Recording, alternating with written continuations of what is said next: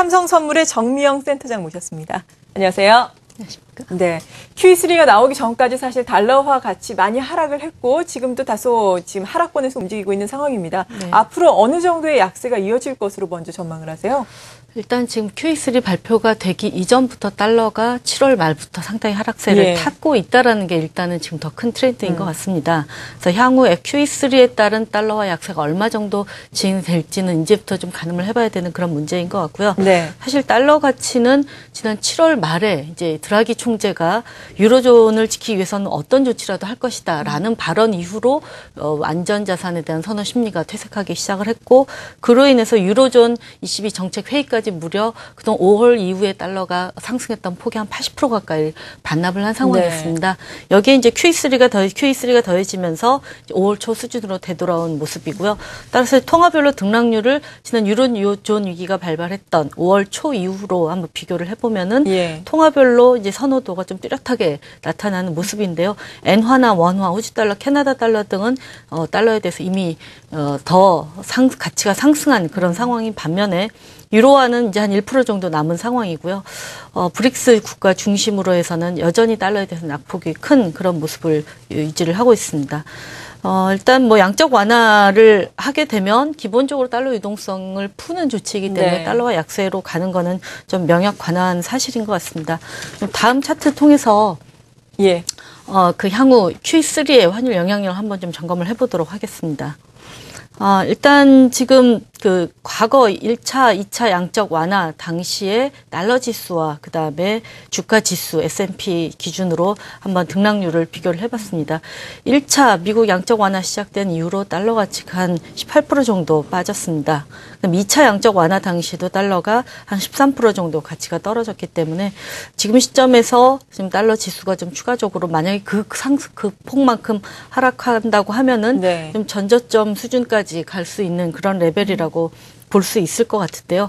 근데 아마 이제 다른 시장에서도 분석을 좀 했을 것 같습니다만은 일단 지금 그 양적 완화를 기대로 주가가 예전만큼 강한 상승세를 시현할 거냐 그렇죠. 그런 견해와 같이 놓고 봐야 될 것 같습니다.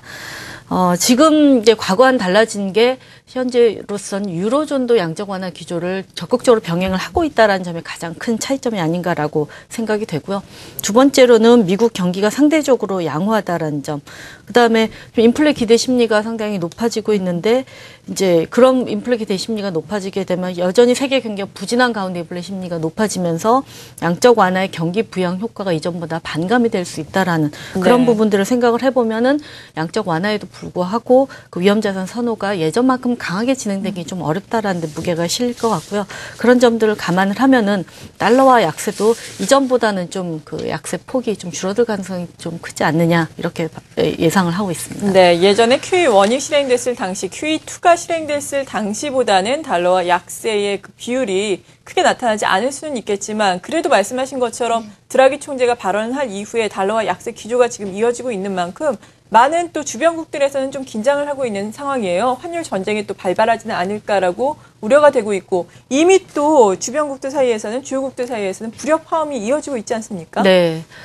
사실 1, 2차 양적 완화에서 가장 거기에 대한 불만을 표출하면서 미국과의 갈등을 야기했던 쪽은 아무래도 브라질이었습니다. 브라질이 여러 가지 자본 규제 조치도 도입을 하고 했었는데 여기에다 이제 오늘은 그 일본의 통화정책 회의가 열리는데 일본도 지금 엔화 강세 때문에 비상입니다. 그래서 엔화 강세를 막기 위한 어떤 시장 개입 조치를 내놓을지 시장에서 촉각을 곤두세우고 있는 그런 모습인데요.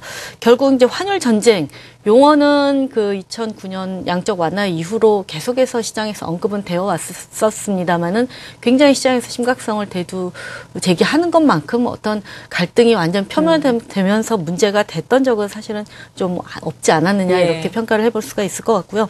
이번에도 이제 달러 약세가 얼마나 가파르게 진행되느냐 그리고 이렇게 미국 쪽에서 공급된 유동성이 여타국으로 얼마나 공격적으로 유입되느냐 이제 그런 부분이 갈등의 양상을 조절을 할 것으로 생각이 되는데요. 일단은 글로벌 경기 둔화 우려가 여전히 크고 그다음 기업들의 수익이 감소하고 있어서 당장 환율 갈등이 증폭될 거다. 이건 좀 예단에 가깝다고 생각이 됩니다만은 이제 이 달러 약세화, 달러 약세의 결과 원자재 가격이 상승하고 이렇게 되면은 안 그래도 이제 신흥국 경기가 상당히 부진한데 여기에 물가 상승 압력까지 더해질 경우에는 이런 달러 약세의 정책에 대한 반발이 좀 점차 표면화되지 않을까 이렇게 전망을 하고 있습니다. 네, 앞으로 이런 점들을 또 봐야 되겠고요. 그리고 QE3가 발표가 된 이후에 이 소식이 전해진 이후에 금요일장에 우리 달러화에 대한 원화 환율이 10원 넘게 하락을 했습니다.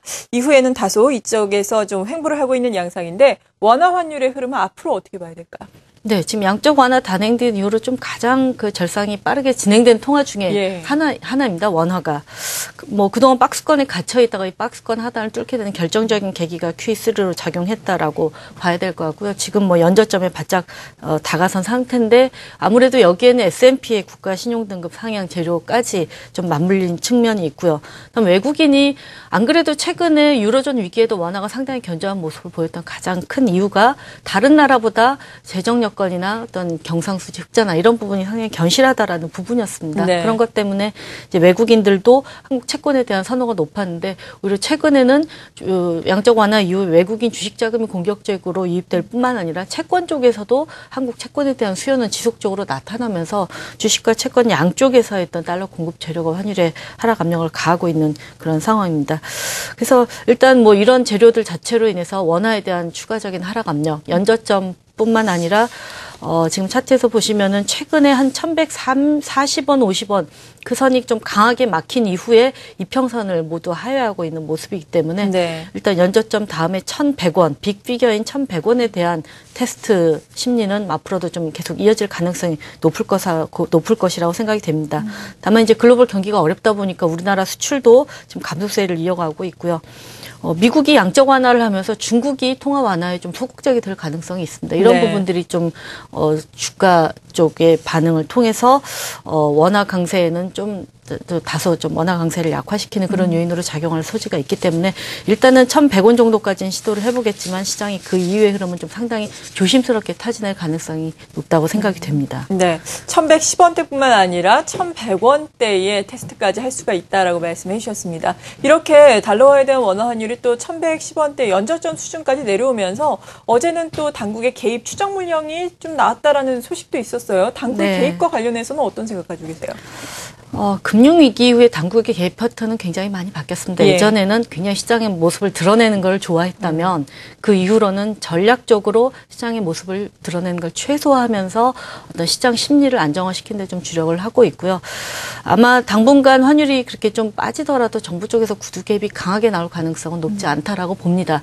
지속적으로 환율 하락 속도를 조절하기 위한 그런 시장 개입은 나올 수가 있지만은 시장에 직접적인 워닝을 가하는 그런 형태를 가하지는 않을 것으로 예상이 되고 지금 무엇보다도 글로벌 달러 약세와 같이 병행하는 환율의 하락이기 때문에 일단 하락 속도 조절 이상의 개입은 어려울 거라고 보고 있습니다. 네, 오늘 이렇게 외환 시장에 대해서 삼성선물의 정미영 센터장과 함께 자세하게 짚어봤습니다. 감사합니다.